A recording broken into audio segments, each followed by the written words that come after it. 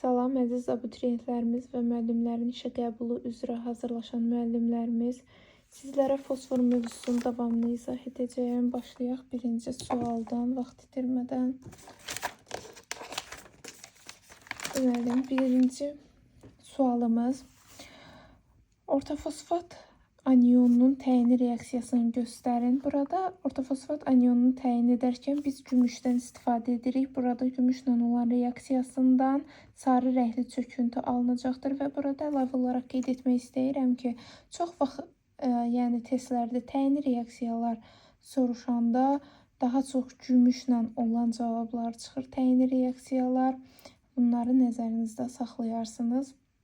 Hər zaman demirəm, yəni bunu hər zaman götürməyin. Bəzi, hardasa da 60-70% deyək, çox vaxt gümüşlə olan cavablar çıxır. Gümüşlə təyin edirik biz. Hansı reaksiya doğru deyil? Burada biz bilirik ki, ortofosfat turşusu pasiv metallarla reaksiyaya daxil olmur. Onun üçün burada Y variantıdır. Hansı reaksiya doğrudur dedikdə, burada A variantı olacaq doğru olan. Bunun digər variantlar niyə getmir?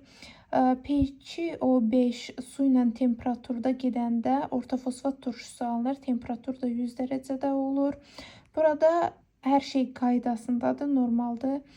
Reaksiya gedir, ancaq çöküntü və yaxud su olmadığına görə reaksiyanın tamamında bu reaksiya getmiş sayılmır. Reaksiyanın getməsi üçün, əziz abituriyentlərimiz, sonda ya çöküntü olmalıdır. Burada gördünüz, getdi və sarı rəngli çöküntü alındı. Daha sonra su alınmalıdır və bu kimi xassələrdən biz bilirik ki, reaksiya tamamlanır. Daha sonra bizdə burada məsələ var. 6,2 qram fosfordan neçə maksimum mol ortofosfat turşusu almaq olar? Biz bunun qısa formulunu yazaq, uzun formuluna ehtiyac yoxdur. Fosfordan alınır ortofosfat H3PO4. Bu 1 molun 1 mola gedən reaksiya nisbətidir. Bizə burada 6,2 qram fosfor verir. 6,2 fosforun özünün bilirik ki, emeri 31'dir. 1 mol və X. X də bərabərdir 0,2 mol. Buradan atacağıq reaksiyadan. 0,2. Cavabımız C variantı.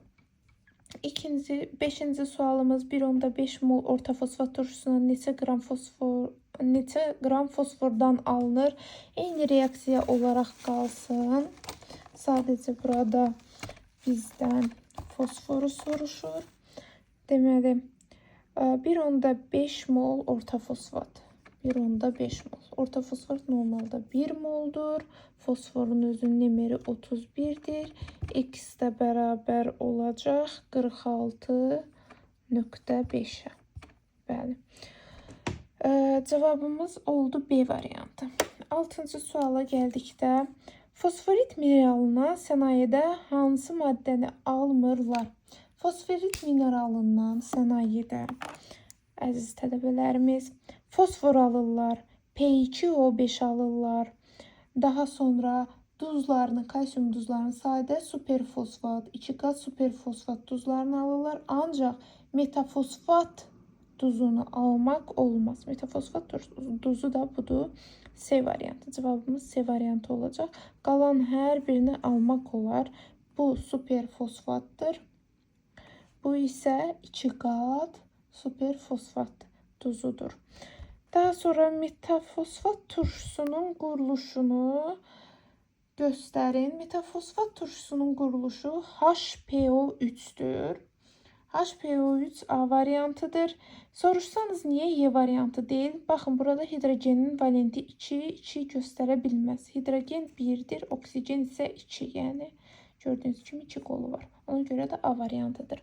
Gəlirik 8-ci suala. Natrium metafosfatın quruluşunu göstərin. Burada isə B variantıdır. Y variantını artıq bildikləri üçün Y variantı olmayacaq. Çünki oksigenin 2 qolu olmalıdır. B variantı olacaq ona görə də. Gəlirik 9-cu suala. 9-cu sualda da ortofosfat turşusunun quruluşunu bizdən istəyir. Biz bilirik ki, ortofosfat turşusunun quruluşu C variantıdır. Hidrogen ilk öncə gəlir. Oksigen hər iki tərəfdən qolları var. Fosfora birləşir. Hidrogen oksigen vasitəsilə fosfora birləşir və biri də birbaşa fosfora birləşir. Bu da H3PO4 olur. Daha sonra 10-cu sualımız. 10-cu sualı reaksiyasını sizə ətraflı izah edim. Demək, 10-cu sualda amonyakın turşularla reaksiyasına ilk öncə amonyum duzuna çevrilir. Amonyumu yazırıq biz daha öncə NH4. Biraz N pis yazdım. NH4. Burada biz əmsalı görürük 2-dir. Yəni NH4 2 dəfə. Və daha sonra əmsalda olan 2-ni gəlirik buradakı hidrogenlərin sayından çıxırıq. Yəni H3-dürsə ikisini çıxanda HPO4 qalacaq. Bu da HPO4. Və cavabımız burada edir D variantı olacaqdır. 10-cu sualda D variantı. 11-ci sualı da özünüz edə bilərsiniz. Yenə də bir yerdə edək. Demək 3 moldur. 3 mol gəldik hidrogendən çıxırıq və heç bir hidrogenimiz qalmır. NH3 3 dəfə olacaq və PO4. O da cavabımız A variantı olur. Gəlirik 12-ci suala. 12-ci sualda bizdən orta fosfat və metafosfat turşularının nisbi molekul kütlələri arasında fərqi hesablayın. Biz istəsək H3PO4 emerini hesablayarıq. Hər ikisinin emerini hesablayıb çıxa bilərik və yaxud da qısa yol olsun deyə əziz tələbələr belə bir şey öyrədim sizə. Deməli burada oksigen P'lər getdi. H2. H2 onun da biz də bilirik emeri 18'dir. Bu tərzdə qısa şəkildə tez cavabını tapa bilərsiniz. Deməli 12-də oldu cavab B variantı. 13-də natrium orta fosfat və natrium metafosfatın nisbi molekul kütlələrinin arasındakı fərqi istəyir bu dəfə bizdən. Demək bu dəfə biz natrium 3PO4 və natrium PO3'ün emerini hesablayacağıq. Oksigen, natrium 2O. Demək, bunun da hesablasaq emeridir 62. Cavabımız B variantı. 14-cü suala gəldiksə, 14-cü sual asandır. Bizdən metafosfat istəyir. HPO3, orta fosfat H3PO4 və pirofosfatın da biz formulunu bilirik. Onun üçün də cavabımız edəcək D variantı. 14-də cavab D variantı. 15-də burada fosfitdir yalnız fərqli olan. 15-də də cavab A variantıdır. Fosfit olanda H3PO3 olacaq. 16-cı sual. 16-cı sualda bizdən reaksiyalardır. H3P2 hesab edin. Kalsiyum 3P2 su ilə reaksiyasından bizdə kalsiyum hidroksid, kalsiyum OH 2 dəfə və üstə gəl pH3 alınır.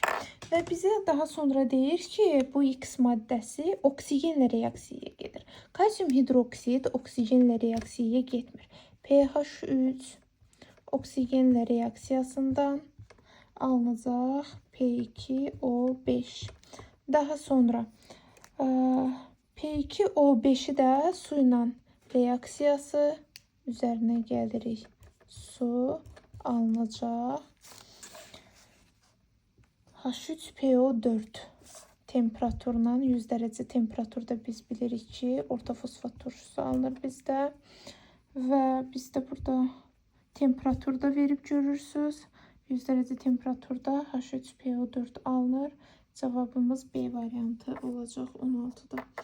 17-ci suala gəldikdə isə hansı maddədən sənayenin alınmasında sulfat turşusundan istifadə olunmur? Hansı maddədən? Hansı maddənin sənayedə alınmasında sulfat turşusundan istifadə olunur? Üzrlü hesab edin.